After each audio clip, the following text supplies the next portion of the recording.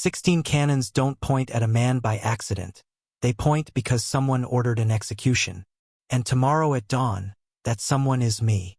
Rain lashes the gallows like grapeshot, each drop exploding against the raw pine boards with a hollow crack that echoes the Caribbean thunder rolling in from the black horizon. Salt spray rides the wind up the cliff face and stings my split lip, mixing copper and brine in a taste that belongs to the condemned. My name is Captain Elias Blackthorn Drake, once the scourge of 3 crowns, and the noose knotted above my head was tied by my own signature on a dozen articles of war. The knot itself is a work of art. 13 coils for 13 ports I burned, the hangman's boast made of manila hemp thick enough to haul a frigate. It sways in the wind, a pendulum counting down the last night of my life. I stand barefoot on the trapdoor, iron shackles gnawing the bone of my wrists, and feel the cold worm its way up through the planks until it settles in my ruined knee. Old injury, 12 years in the making, aching like a second heart each time the storm breathes. Somewhere beyond the circle of torchlight, surf smashes against the prison rocks in a rhythm that matches the pulse in my ears. Thump thump, thump thump, thump thump. I count them because counting is the only power left to me. 1,700 heartbeats since the guards dragged me from the pit. 300 more until the Admiral arrives to watch me drop. Lightning forks, and for a heartbeat the entire yard is painted white. The stone walls slick with moss, the black uniforms of the firing squad glaze silver, the faces of the crowd, soldiers, dock rats, and one woman with a scarlet shawl hiding her mouth, caught like insects in amber. Then darkness swallows them again, and the only light left is the torch sputtering beside the scaffold. The wind teases the flame teases the rope. I wonder which will fail first. A bell tolls from the cathedral tower. One single, mournful note that feels personal. Midnight. The storm answers with another roll of thunder, louder this time, and I catch the scent of sulfur from the gunpowder stores stacked just inside the fortress gate. The Admiral's flagship is moored beyond the breakwater. 32 guns run out in salute, but every sailor knows they are not for honor. They are for spectacle. When the trapdoor falls, those cannons will fire in unison. A thunderclap to drown the crack of my neck so the Admiral never has to hear it. That is the mercy he grants me, the mercy of cannon smoke. I shift my weight and the shackles bite deeper. The metal is so cold it burns. I think of warmer things, of sand on a Tortuga beach, of rum burning down my throat, of the driftwood cane I once carved for a crippled boy who could not stand without it. The memory surprises me. I have not allowed myself to think of that cane in years. It was smooth as silk, bleached white by sun and salt, capped with a silver coin I hammered thin and etched with a thorny rose. I gave it away the night I left the merchant service, certain I would never need kindness again. Now I wonder where that cane is, whether the boy still limps, whether the silver has tarnished, whether the rose has been rubbed smooth by desperate fingers. I wonder if he remembers me at all. Another gust slams the scaffold, and the noose dances closer. I can smell the wet hemp, earthy and sharp.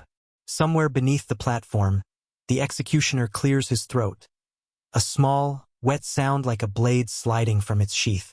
The crowd murmurs, a low animal growl of anticipation, and I realize they want the spectacle more than the justice.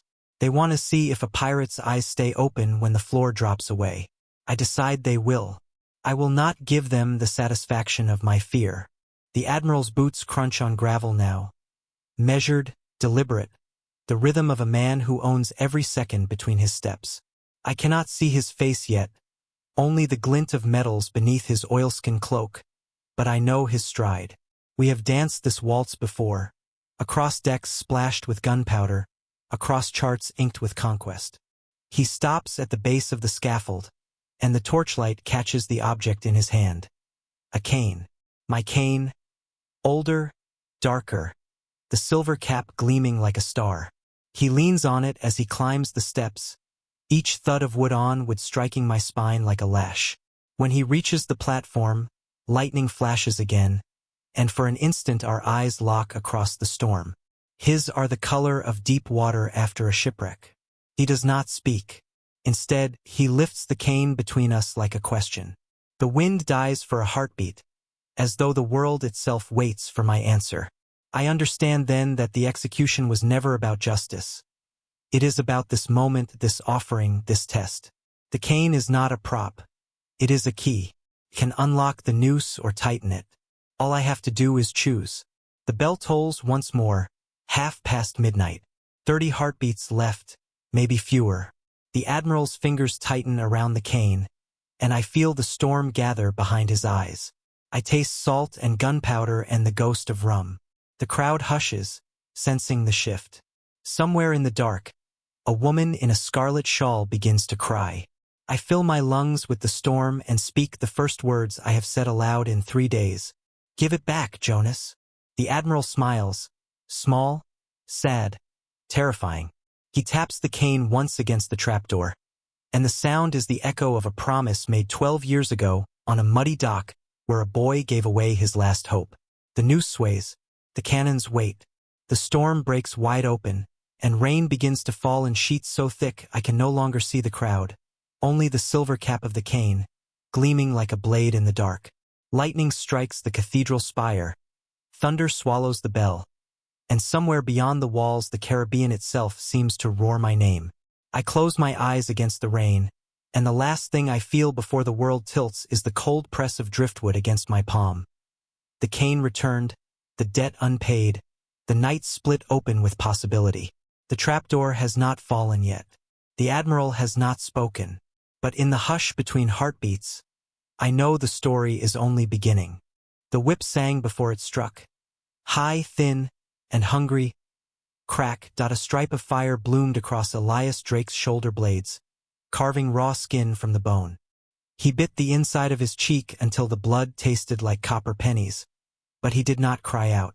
The dock stank of tar and human fear.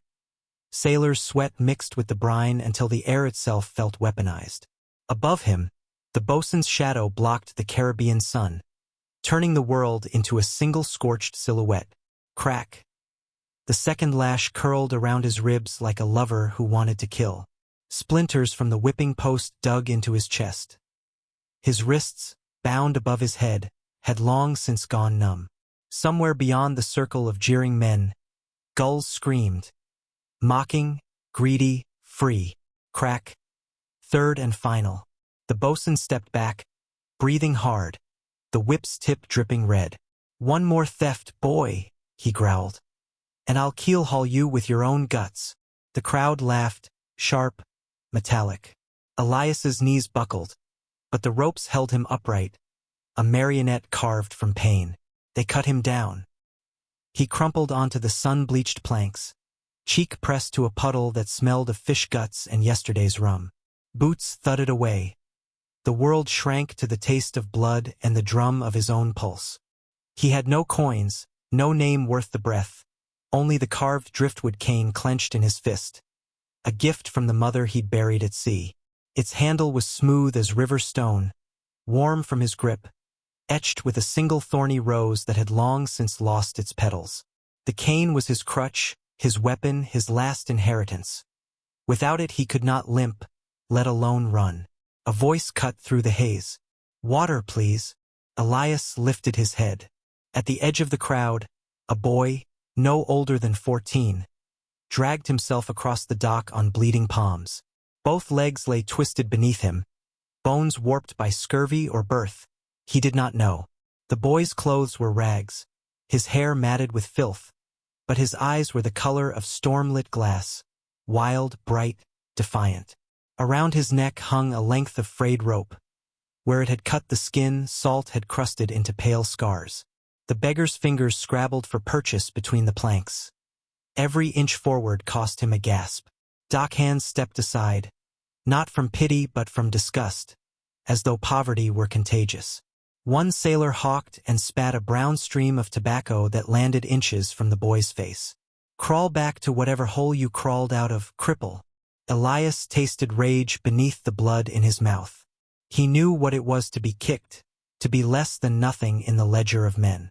He tightened his grip on the cane, knuckles whitening. The cane was his lifeline. Without it he would crawl like this stranger, easy prey for every boot on the island. But the boy's eyes held a plea sharper than any blade. The beggar reached Elias's boots and stopped, exhausted. Salt sweat streaked the grime on his face. His ribs heaved like a ship's bellows. "Water," he whispered again, voice cracked as dried leather. Elias glanced toward the public well. 20 paces away, guarded by a marine who wouldn't waste a ladle on the dying. Between them stretched a gauntlet of jeers and heels. Elias rolled onto his side. Pain flared like molten metal across his back, but the cane balanced across his thighs felt heavier. Alive. He could stand, could limp to the well, could keep the cane and leave the boy to fate. Or, thunder rumbled overhead, sudden and low, as though the sky itself leaned closer to listen. Rain began to fall, fat, warm drops that hissed against the hot wood. Elias closed his eyes and saw his mother's face the night the fever took her, her fingers tracing the rows on the cane. "Kindness," she had said, "is the only coin that multiplies when spent." He exhaled, decision crystallizing like salt on deck. With trembling fingers, he untied the worn leather thong that bound the cane to his wrist. The wood was warm, almost pulsing, as if it understood what was being asked of it. Elias pressed the cane into the beggar's hands. "Hold tight," he muttered. "It'll carry you farther than you think." The boy's fingers closed around the shaft. Surprise flickered across his face, followed by something fierce and grateful. Rain plastered their hair to their scalps, washing rivulets of blood and dirt into the cracks between the planks. For a heartbeat, the dock noise faded. No laughter, no whip cracks, only the drumming of water on wood and the shared thunder of two hearts. A shout shattered the stillness. "You there, thief!" The bosun spun back, eyes narrowing at the empty space where Elias's cane had been. Two burly sailors lunged. Elias rolled sideways, pain screaming across his shoulders, but the ropes were gone and adrenaline was a hotter master than fear. He scrambled to his feet, barely, and limped 3 steps before a boot caught him in the ribs. Stars exploded behind his eyes. He tasted iron and brine. Yet the beggar was already moving. With the cane braced beneath his armpit, the boy levered himself upright, wobbling miraculous, then pivoted on one twisted leg and swung the cane like a club. The silver-capped tip cracked across the bosun's temple with a sound like splitting kindling. The big man dropped, stunned, into the puddle beside him. Shock froze the crowd for half a heartbeat, long enough for the boy to wedge his shoulder under Elias's arm. Together they staggered toward the alley mouth, one broken body supporting another, rain erasing their footprints as fast as they made them. Behind them the dock erupted in shouts, boots pounding, but the storm swallowed pursuit in sheets of silver water. At the mouth of the alley the boy paused, breathing hard. Lightning stitched their shadows to the wet wall. He lifted the cane between them, offering it back. Elias shook his head. "Keep it," he rasped. "Debt's not paid till it saves you tenfold." Thunder rolled again, closer, and a new shadow peeled itself from the darkness. Tall, cloaked, face hidden beneath a broad hat. The stranger's boots made no sound on the whetstones. A gloved hand reached out, palm up, as though inviting them into a different story. The rain intensified, drumming like war drums on canvas. The boy looked at Elias. Elias looked at the open palm. Somewhere behind them the bosun roared back to his feet, curses cutting through the storm. The alley narrowed like a throat. The stranger did not move. Elias felt the world tip on its axis, past colliding with future, mercy colliding with fate. He took one limping step forward, the boy beside him steady now on the cane that had once been driftwood, and the storm swallowed all 3 of them in a roar of wind and rain. Somewhere above the thunder, a gull screamed, wild, free, and laughing at the certainty of endings. The cane thudded against the wharf with every step Jonas Reed took, but the sound was different now, sharper, almost metallic. Someone had bound the driftwood with thin iron bands and driven a steel ferrule into the tip. Jonas had paid for the work with the last copper he'd begged, and with the pain that flared each time the ferrule struck stone. The iron bit into the raw meat of his armpit, but pain was a ledger he could read. Every stab of it meant distance from the dock, distance from death. He limped past taverns vomiting torchlight and rum song, past women who laughed like breaking glass, past men who measured strangers by the notches on their knives. None looked twice at the cripple with storm-colored eyes. That suited Jonas. Invisibility was a weapon, and he had learned to wield it even before the cane. At the mouth of the alley, he paused beneath a sign that creaked in the wind. Recruiting Station, His Majesty's Royal Navy. The words were half-rotted, eaten by salt, but the crown above them still gleamed faintly, like a promise that refused to die. Jonas touched the silver rose carved into the cane's handle, Elias's rose, and pushed open the door. Inside smelled of wet canvas and gun oil. A lieutenant with ink-stained cuffs glanced up, frowned, glanced again. "You seek service, boy?" Jonas leaned the cane against the table. "I seek a ship that needs men who can read the wind's lies and the sea's truths." The lieutenant's gaze flicked to the twisted legs, the fresh whip scars on Jonas's forearms. "We need gunners, not poets." Jonas lifted the cane and drove its ferrule through the map on the desk, pinning the Spanish main like a butterfly. "Then teach me to speak with cannon." 1714 aboard HMS Defiance, off Cartagena. The cane had become a staff of office, blackthorn wrapped in tarred twine, its silver cap now engraved with the fouled anchor of the Royal Navy. Jonas stood on the quarterdeck, coat snapping in the trade wind, and watched the pirate sloop burn. Flames licked the night sky. Orange light skated across the faces of cheering sailors. He felt nothing but the thrum of the deck beneath his boots and the memory of a cane once pressed into his palm by a boy who could not stand. A midshipman approached, eyes wide with hero worship. "Commodore Reed, sir, prisoners taken. Shall we hang them from the mainmast?" Jonas's fingers tightened around the staff. "Bring their charts to my cabin. I want to know how they fought." Later, alone with candle smoke and salt-stained parchment, he studied the pirates' battle plan. The angles were familiar, too familiar. He recognized the feint, the false retreat, the sudden will under full sail. He had seen those tactics drawn in charcoal on a tavern table by a limping boy with black hair and sea-green eyes. Countdown, 2 years until reckoning. 1716 Port Royal, Governor's Palace. Brass chandeliers, mahogany panels, the scent of beeswax and blood rust from the ceremonial swords on the wall. Jonas Reed, now Rear Admiral Jonathan Reed, stood before the governor in full dress uniform. The cane transformed again. Ebony shaft, gold crown, rose still carved beneath his thumb. The cane had become a scepter, but the hand that held it remembered driftwood.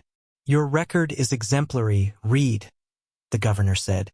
"One more campaign and you'll command the Jamaica station." Jonas inclined his head. "I have unfinished business with a ghost, sir." The governor laughed. "Ghosts don't sail ships." Jonas's smile was thin as sailcloth. "This one does, and he flies a blackthorn rose." 1717 Midnight off Tortuga, pirate frigate Serpent's smile. Elias Drake balanced on the bowsprit, black hair whipping in the wind, the Caribbean moon painting his face in silver and shadow. Below him, the sea heaved like a living thing. In his hand he held a spyglass, not to watch for prey, but to study the distant lanterns of a Royal Navy squadron. 7 ships. He counted them aloud, voice steady. 3 frigates, 2 sloops, and the flagship, HMS Resolute. A quartermaster beside him spat over the rail. "We outrun him, Captain?" Elias lowered the glass. "We outthink him." He tapped the rail with the stump of his old crutch. Blackthorn, same grain as Jonas's staff. "They fight like I taught them. Time to teach them something new." Countdown, 1 year until reckoning. 1718 aboard HMS Resolute, chart room. Jonas unrolled a fresh chart of the Windward Passage. Candlelight flickered across the parchment, turning ink into living snakes. He pressed the cane's silver cap against the coordinates he had circled in red. Latitude 19 degrees 30 minutes north, longitude 75 degrees 20 minutes west. The same spot where, 6 years earlier, a boy had pressed a driftwood cane into a beggar's palm. A knock. The door opened to reveal a lieutenant with eyes too old for his face. "Admiral Reed, sir, Pirate fleet sighted. Blackthorn's flag. Jonas's heart gave one hard knock against his ribs. Signal the squadron. We sail at dawn. He lifted the cane, tracing the silver rose with his thumb. And prepare the gallows, he added softly. Some debts must be paid in flesh. Countdown. 7 days until reckoning. 1719 dusk, the Windward Passage. 2 fleets faced each other across a blood-red sunset. On the Serpent Smile, Elias watched the Royal Navy line form. Perfect, disciplined, deadly. On the Resolute, Jonas watched the pirate ships heel in the wind. Ragged, fearless, unpredictable. Between them stretched 12 miles of water and 6 years of memory. Jonas raised the cane like a signal. Elias raised his crutch in answer. For a heartbeat the world held its breath. Salt wind, drum of canvas, creak of rigging. Then the first cannon roared, and the sky split open with fire. Neither man heard the explosion. They heard only the echo of a promise made in a rain-soaked alley. Live long enough to pay me back. Sunrise -5 minutes. Cartagena prison yard, the horizon bled molten orange, as though the sun itself had been keel-hauled and was now dragged up the sky by red-hot chains. 16 cannons, black iron mouths yawning toward the scaffold, glimmered with dew that smelled of gunpowder and fear. Each bore was stuffed to the throat with grapeshot, wadding rammed home by hands that shook not from cold but from anticipation. The fuse, a single hemp cord soaked in saltpeter, hissed quietly where it coiled around the executioner's boot like a serpent waiting to strike. Captain Elias Blackthorn Drake stood barefoot on the trapdoor. Splinters bit into his soles. The noose, 13 coils, manila hemp, kissed the raw welt across his throat. Salt air and sweat stung the half-healed whip cuts mapping his back. He counted heartbeats the way sailors count waves. 1, 2, 3, every fourth skipped when the wind changed. 83 beats since the drum began. He did not look at the sky. He looked at the cane. It leaned against Admiral Jonathan Reed's thigh, transformed again. Driftwood shaft now sheathed in black lacquer, silver rose polished to mirror brightness. The same coin cap Elias had hammered thin 12 years earlier caught the torchlight and flung it back like a challenge. Tap, tap, tap. Reed's gloved thumb drummed once, twice, 3 times against the wood. Morse without words, remember, repay, decide. Below the scaffold, the square teamed. Red-coated Marines formed a living wall. Behind them, townspeople jostled for sight lines, eyes fever-bright. Somewhere a woman sobbed into a scarlet shawl. The governor stood on the fortress balcony, brass telescope dangling like a useless sword. Every face wore the same hunger. Watch the pirate dance. Sunrise -4 minutes. A drumbeat rolled across the yard, slow, deliberate. The executioner, a hulking boatswain with a rope scar across his own throat, stepped forward. In one hand he gripped the lever that would drop the trap. In the other, a pocket watch ticking loud enough to rattle teeth. Elias's pulse sank to it unwillingly. Tick, thump, tick, thump. Reed raised the cane. Silence spread outward like spilled oil. Even the gulls circling overhead seemed to choke on it. By order of His Majesty King George, Reed began, voice cutting through salt wind. The sentence of death is, a cannon coughed once, prematurely, spitting a tongue of flame into the dawn. The crowd flinched. The boatswain's thumb slipped on the lever but did not pull. Reed did not flinch.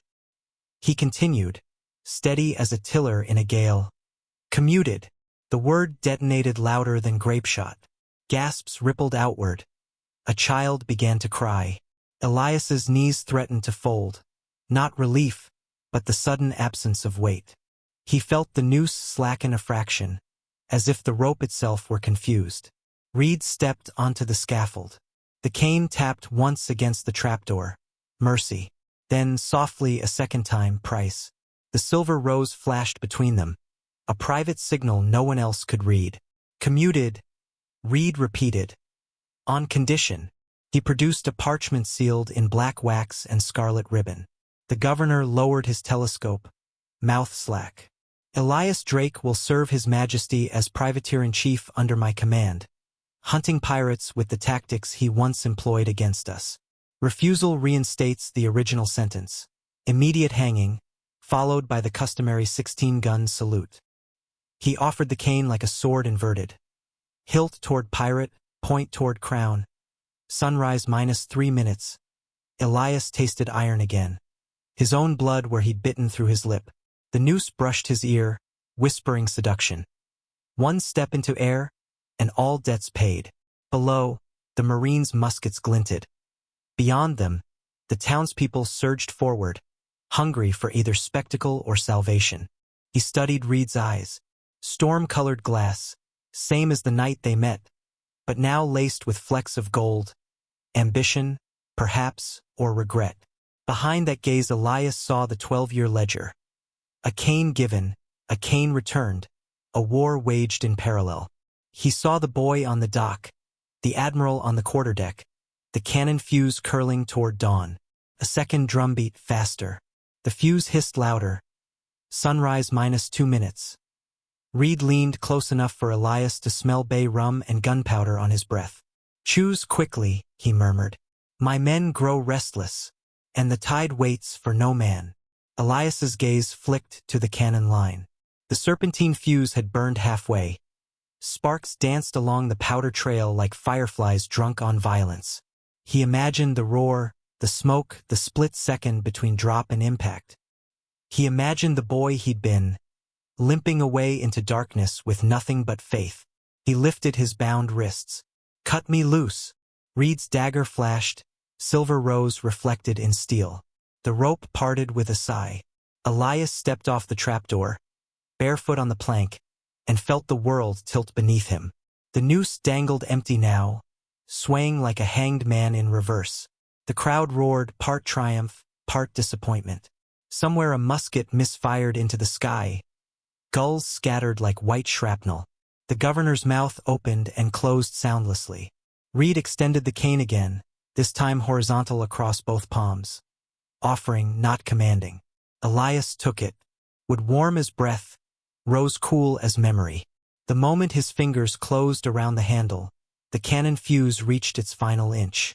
A pause, pregnant, impossible, then the entire battery erupted in thunder.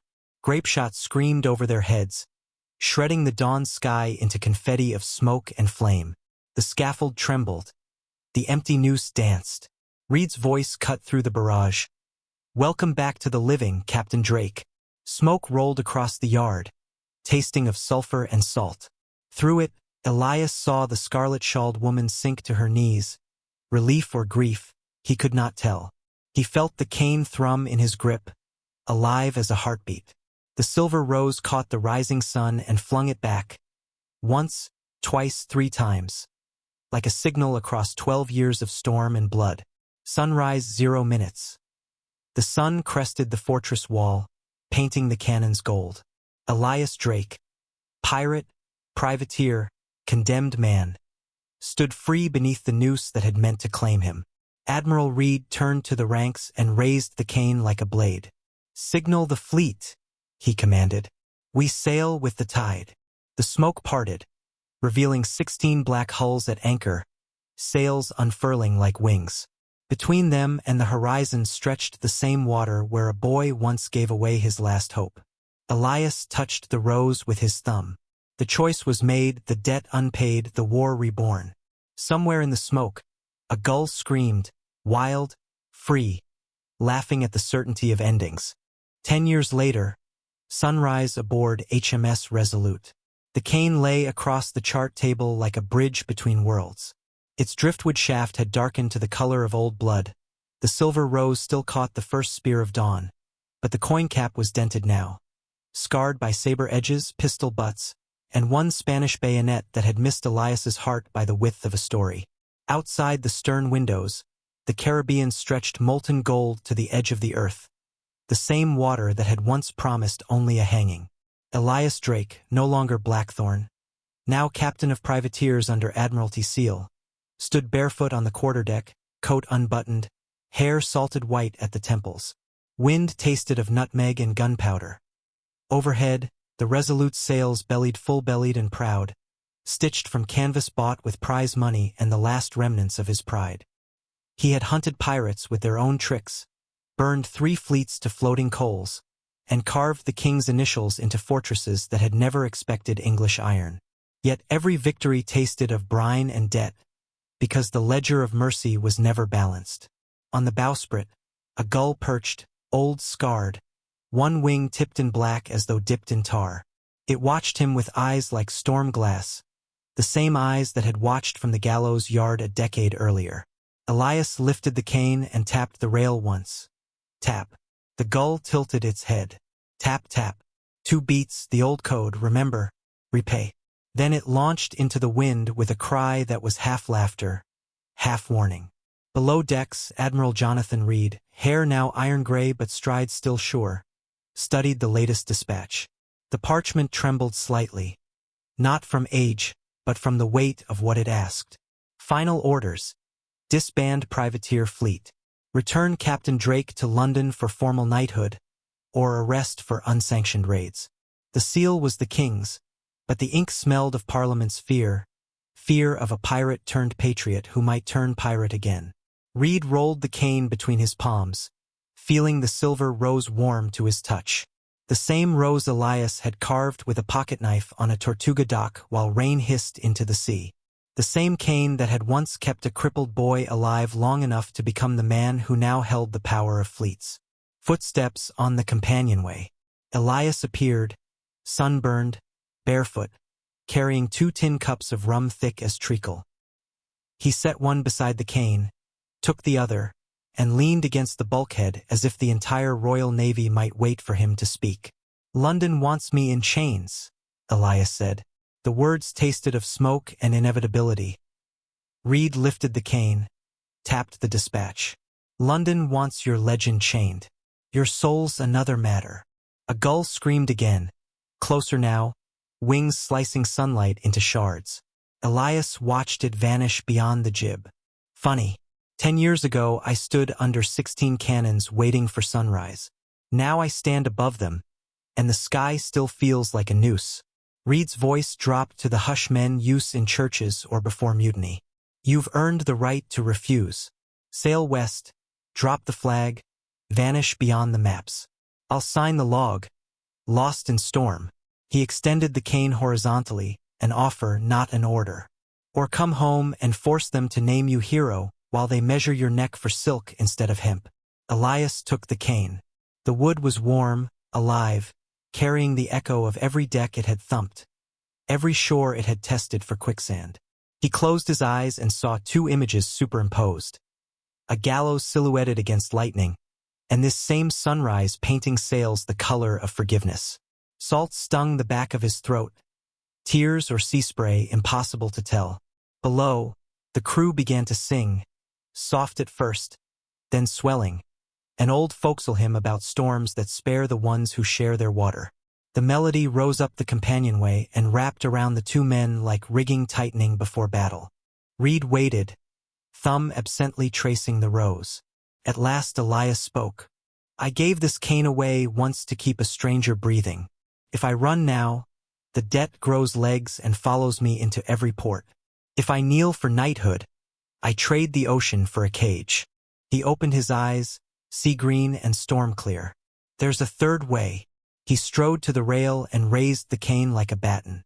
Across the deck, crewmen paused mid-caulk, mid-coil, mid-laugh. Elias's voice carried over the hymn, steady as a helmsman in a gale. "We sail east, not to London, but to the windward coast where the king's laws run thin. We build a free port where any man can drop anchor without chains. And if the crown sends ships," he tapped the cane once. Tap. "We remind them who taught them to fight." Reed exhaled, half laugh, half prayer. "You'd trade a knighthood for a kingdom of outlaws?" Elias grinned, teeth white against weathered skin. "I'd trade a noose for a horizon." The hymn broke into cheers. Canvas cracked overhead like applause. The gull wheeled back, screaming approval, and this time Elias laughed with it, wild, free, the sound of a man who had learned that endings are only beginnings wearing different clothes. Reed raised his cup. "To horizons, then." They clinked tin against silver rose. Rum burned, sweet and fierce. Below, the Resolute heeled gently, sails filling with a wind that tasted of nutmeg and gunpowder, carrying them toward a sunrise no map had yet named. Elias leaned over the stern rail and let the cane tap the teak. Once, twice, 3 times, like a heartbeat answering the sea's own pulse. The silver rose caught the light and flung it forward, a promise sailing ahead of the ship. Far astern, the gulls screamed a final time, wings carving the sky into open sky. Direct address cliffhanger. The tide is running out, the horizon is wide, and the cane still carries the weight of every choice it ever witnessed. If you were Elias, would you crown yourself king of the outlaw wind, or kneel for a throne that might still become a scaffold? Type horizon or crown below, before the next cannon speaks.